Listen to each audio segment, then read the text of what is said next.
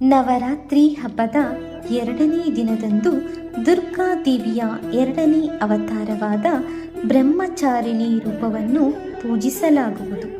ಹೆಸರೇ ಸೂಚಿಸುವಂತೆ ತಾಯಿ ಬ್ರಹ್ಮಚಾರಿಣಿ ಎಂದರೆ ದೃಢತೆ ಮತ್ತು ನಡವಳಿಕೆಯ ದೇವತೆ.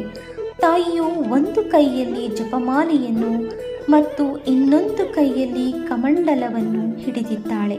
ನಿಮ್ಮ ಜೀವನದಲ್ಲಿ ಯಶಸ್ಸನ್ನು ಪಡೆಯಬೇಕಾದರೆ ನೀವು ತಾಯಿಯ ಈ ರೂಪವನ್ನು ಪೂಜಿಸಬೇಕು.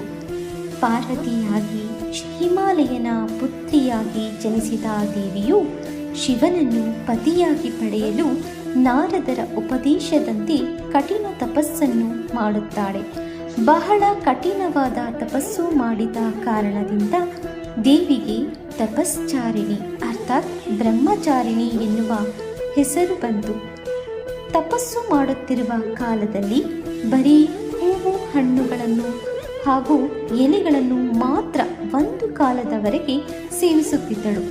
ನಂತರದಲ್ಲಿ ಎಲೆಯ ಸೇವನೆಯನ್ನೂ ನಿಲ್ಲಿಸಿದಳು. ಪರ್ಣವೆಂದರೆ ಎಲೆ, ಹಾಗಾಗಿ ಈಕೆಯನ್ನು ಅಪರ್ಣ ಎಂದು ಕರೆಯುತ್ತಾರೆ. ನಂತರ ಶಿವನೇ ಒಬ್ಬ ಸನ್ಯಾಸಿಯ ರೂಪವನ್ನು ತಾಳಿ ಬಂದು ಶಿವನಲ್ಲಿ ಈಕೆಗೆ ಇರುವ ನಿಷ್ಠೆಯನ್ನು ಪರೀಕ್ಷಿಸಿದನು.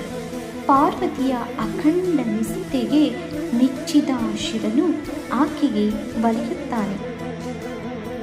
ಬ್ರಹ್ಮಚಾರಿಣಿ ಮಾತೆಯನ್ನು ಪೂಜಿಸುವ ವ್ಯಕ್ತಿಗಳಿಗೆ ಶಾಂತಿ ಮತ್ತು ಸಂತೋಷವು ದೊರೆಯುತ್ತದೆ. ಮಂಗಳ ದೇವನನ್ನು ನಿಯಂತ್ರಿಸುತ್ತಾಳೆ ಮತ್ತು ತನ್ನ ಅನುಯಾಯಿಗಳಿಗೆ ಬುದ್ಧಿವಂತಿಕೆ ಮತ್ತು ಸಂತೋಷವನ್ನು ನೀಡುತ್ತಾಳೆ. ಬ್ರಹ್ಮಚಾರಿಣಿಯ ಆರಾಧನೆಯು ತಪಸ್ಸಿಗೆ ಸಮನಾಗಿರುತ್ತದೆ. ಭಕ್ತರಲ್ಲಿರುವ ದುರ್ಗುಣಗಳು ಕಳೆದು ಉದಾತ್ತತೆ, ಸದ್ಗುಣಗಳು ಬೆಳೆಯುತ್ತವೆ. ಯಶಸ್ಸಿಗೆ ಅಡ್ಡಲಾಗಿರುವ ಎಲ್ಲ ತೊಡಕುಗಳು ಸರಿದು ಮನಸ್ಸಿಗೆ ಶಾಂತಿ ಹಾಗೂ ಮಾಡುವ ಎಲ್ಲ ಕೆಲಸದಲ್ಲೂ ನೆಮ್ಮದಿ ದೊರೆಯುವುದು ಎನ್ನುವ ನಂಬಿಕೆ ಇದೆ.